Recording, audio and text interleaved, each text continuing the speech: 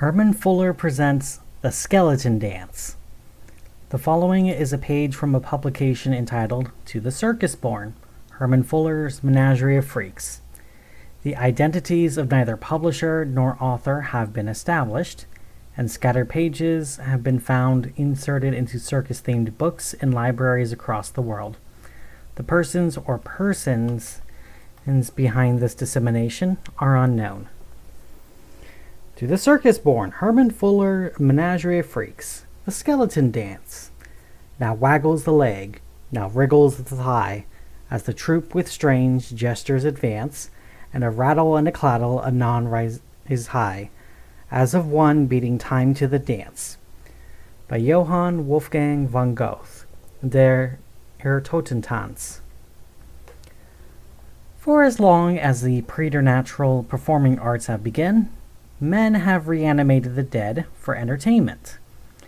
Manipulating corpses to dance was first popularized in Europe during the late medieval period, where it became known as the Danse Macabre, or the Dance of Death.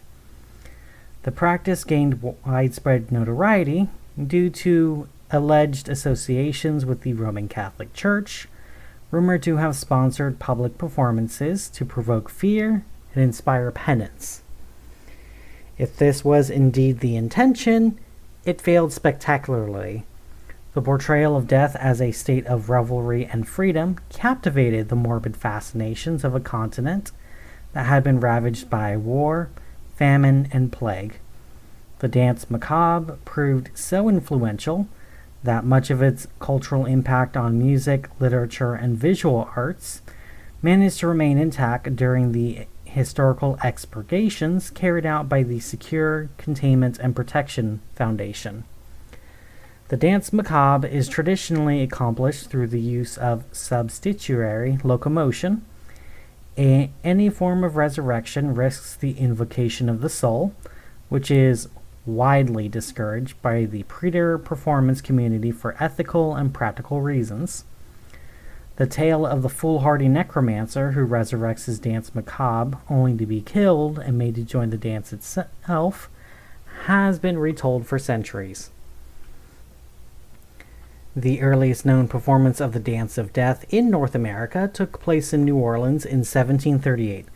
César Savigny, a Thano choreographer specialist from France, was reported to have thrown a lavish soirée in the French Quarter, resplendent with live music and copious alcohol.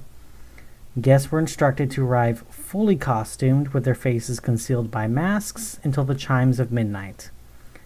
When the unmasking finally came, guests were shocked to discover that many of the people they danced with over the past several hours had been animated skeletons.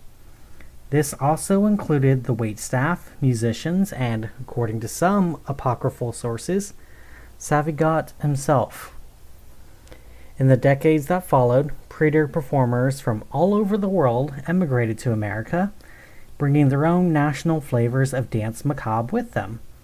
A woman from Laeti brought ghoulish tinikling, with bones used in place of bamboo and flaming corpses that danced until their feet were cinders.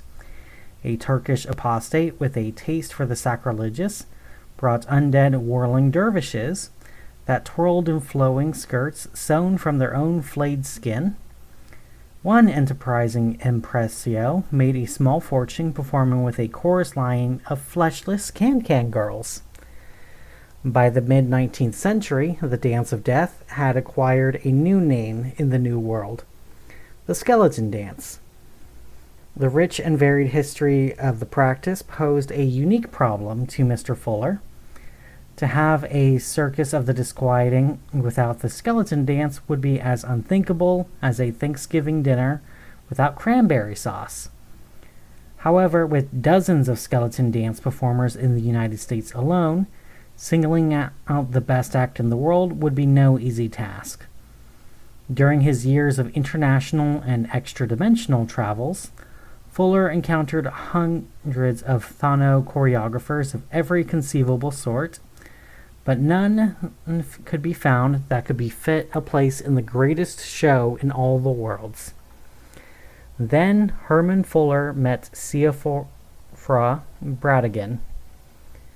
It is well documented that scores of bodies rest beneath the bogs of Ireland, naturally mummified, perfectly preserved.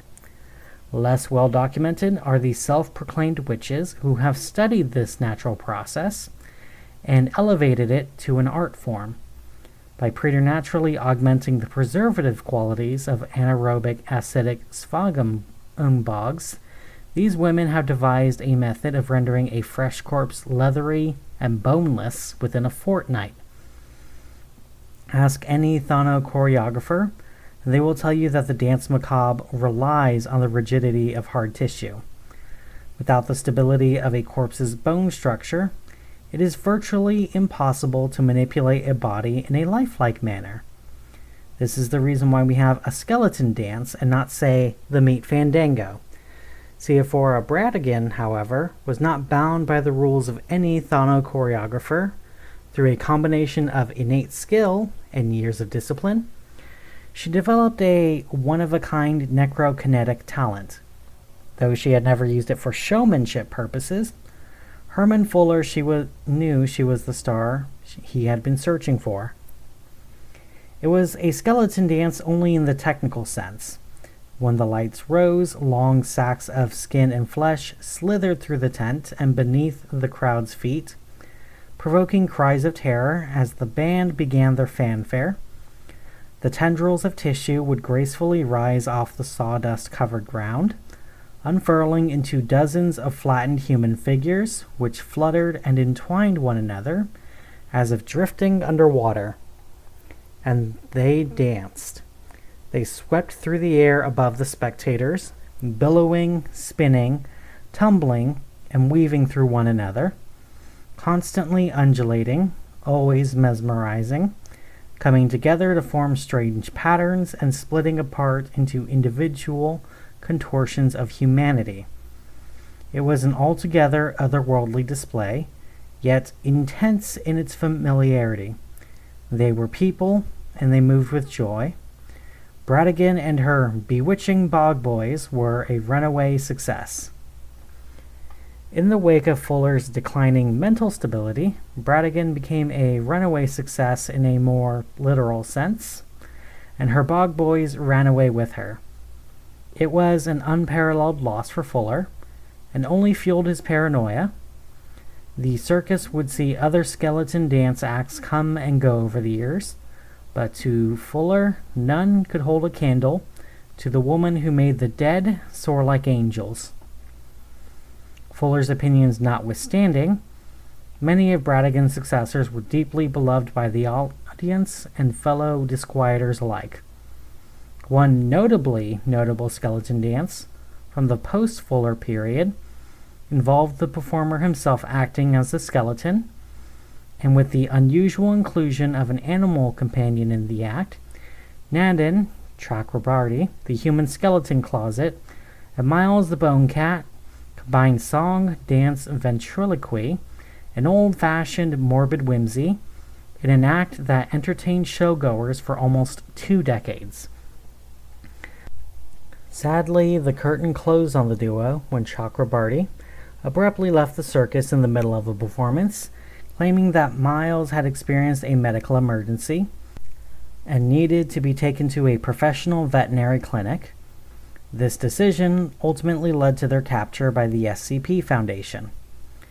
The circumstances surrounding Nandan and Miles' departure from the circus remained the subject of controversy. Why would an undead cat imbued with bosomorphic properties suddenly fall ill? Testimonies from Chakrabarty's colleagues indicate that the pair had no known enemies, except perhaps a sole family member who had not been seen in years.